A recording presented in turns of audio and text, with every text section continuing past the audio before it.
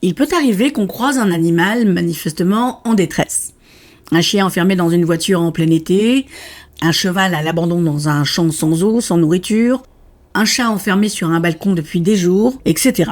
Et dans ce genre de situation, la question revient souvent, a-t-on le droit d'intervenir ? La réponse est oui, on peut réagir, mais attention, il y a un cadre bien précis au niveau légal. Bien sûr, le premier réflexe est de signaler. Si vous constatez une situation préoccupante, vous pouvez contacter la police, la gendarmerie, la police municipale, la SPA, les services vétérinaires de la Direction départementale de protection des populations, la DDPP ou une association de protection animale locale. L'article 521-1 du Code pénal interdit les sévices graves ou les actes de cruauté envers un animal.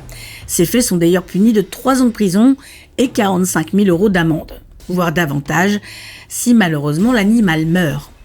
La négligence, le manque de soins, d'eau, de nourriture, peut aussi être sanctionné. Alors si je constate qu'un animal est en mauvaise posture, est-ce que je peux le prendre ?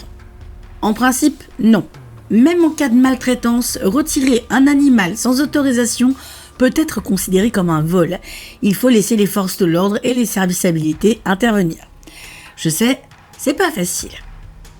Alors, il y a une exception, c'est le danger immédiat. En cas d'urgence vitale pour l'animal, par exemple un animal enfermé dans une voiture en plein soleil, vous pouvez intervenir, mais il faut prévenir immédiatement les autorités. Ce cas est encadré par l'article 122-7 du Code pénal qui parle d'état de nécessité. Que faire concrètement ?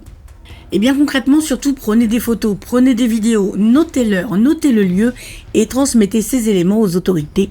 Ça peut aider à agir rapidement et efficacement. Bien sûr, on peut et on doit signaler un animal en danger, mais il faut laisser les autorités compétentes intervenir, sauf cas exceptionnels. La loi protège les animaux, mais elle encadre aussi leur propriété. Dans ce cadre, on a encore du travail sur ce qu'est l'animal et ce qu'on peut faire pour lui, mais ça avance. En attendant, on aime les toutous, on aime les chats, on aime les chevaux, on aime les animaux, sauf les moustiques, et on s'abonne.